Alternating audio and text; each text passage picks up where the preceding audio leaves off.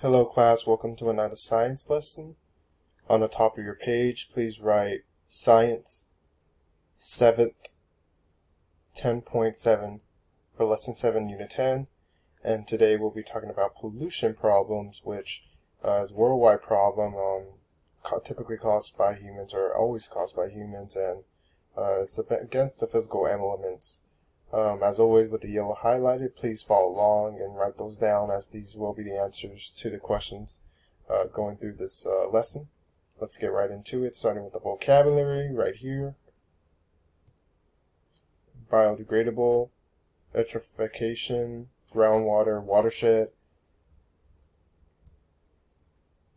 So, the exosphere is an amazing system of physical elements, cycles, dependencies, living things and non-living things. As long as everything stays in balance, the Earth runs fairly smoothly. It is only when something starts to dwine in supply or become oversupplied that the problem arises in ecology. One such problem is pollution of water, land, air, and natural resources. Pollutions can be an impurity added to a system. Some pollution is harmless because it can be quickly absorbed, but the large amounts can so far as to destroy the entire ecosystem. Almost every type of pollution is produced by humans, not nature. This is not to say that humans are responsible every time an ecosystem is at harm, but it does prove that humans have been a big responsibility to be sure their actions do not damage the systems of the Earth in ways that cannot be repaired. Humans can cause pollution through substances or even energy sources such as noise pollution. Moving on, pollution may be either biodegradable or non-biodegradable. A biodegradable substance is one that could decay and be recycled into the Earth's systems naturally. A non-biodegradable substance breaks down very slowly and may cause harm to the environment as it breaks down. For instance, a biodegradable pollutant may be a large amount of rotten fruit dumped in a swamp. The fruit may damage the life of the swamps and it sits and decomposes, raising the temperature of the water. Eventually, though, the fruit will decompose completely and the swamp will return normal. An example of a non-degradable substance is a discarded car battery left to rot in a pit. The battery does not decompose very quickly and it does break down, and as it does break down the chemicals that it contains by leaking into the ground and the air around it, poisoning living things nearby. So we're going to move on and talk about water pollutant, which is one of the most damaging types of pollutant on Earth. Water is a source that helps keep every living thing alive, and fixed amount of water exists upon Earth. And it's a continuous cycle of evaporation, condensation, and precipitation.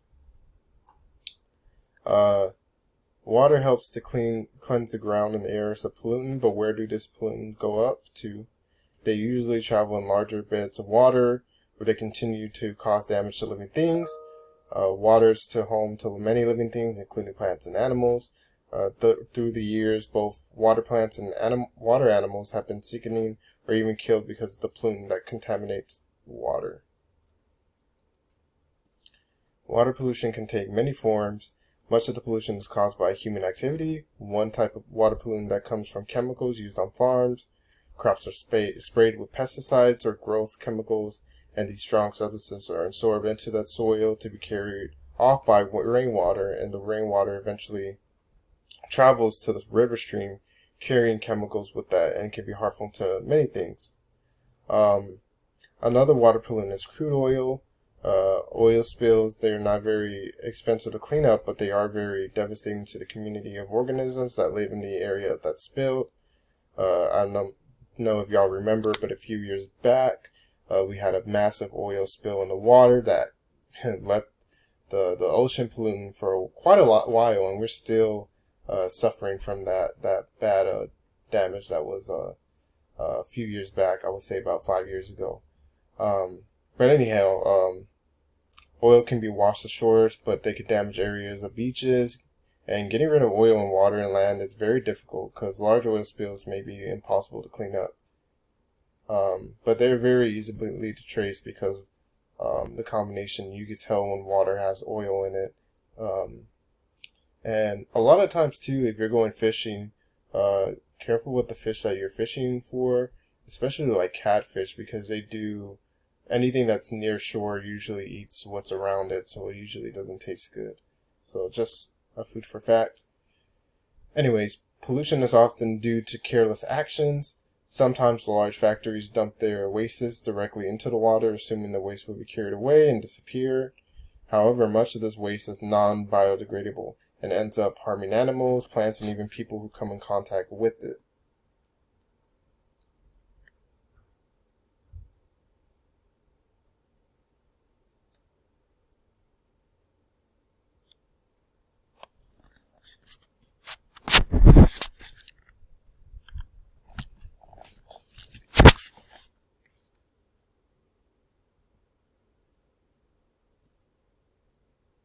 Sorry for that long pause, it kind of froze on me. Anyway, acid rain will also pollute water systems. One last pollutant, though, in the water system is eutrophication. It is the growth of algae in large amounts in water. Algae is not usually harmful in small amounts, but sometimes an extra supply of nutrients from human waste and fertilizers can multiply the population of algae, and they could decrease the amount of oxygen in the water that other living things depend on to survive. Water conservation and purification. Can water actually run short in supply? Well, it's a yes and no answer. The same amount of water will always exist on Earth, but much of the supply can be so polluted that it is no longer of any use to living things. Pure water is a limited resource and must be carefully conserved so that humans, plants, and animals can enjoy its benefits. Humans may be responsible for much of the world's water pollution, but they're also responsible for good methods of conserving and cleaning up the water as well. The U.S. Environmental Protection Agency has implemented strategies to help people conserve good water. Some of its suggestions includes using high-efficient appliances like shower heads, washing machine, and dishwashers, turning off the water when brushing teeth, and following local water restrictions. And then cleaning up contaminated water takes more than just saving the water. Cleaning methods include sewage treatment plants, implementing especially plowing techniques that prevent chemicals from washing away from the farmland. There's also a lot of interesting technology that is created to conserve purified water and also cleaning up the water. It's pretty interesting if you go and look up the new methods. But anyways, why should we why worry about water pollutant? It's because it's affecting us, you know.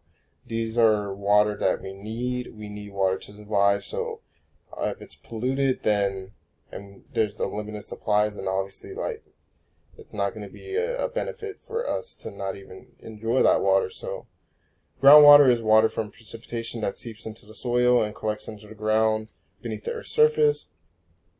1 quart of oil spilled into dry ground can work its way down into the soil and rock until it settles in the water below. The oil then may travel through groundwater to its nearest river and flow into the river into the ocean. All areas of the earth are part of the watershed.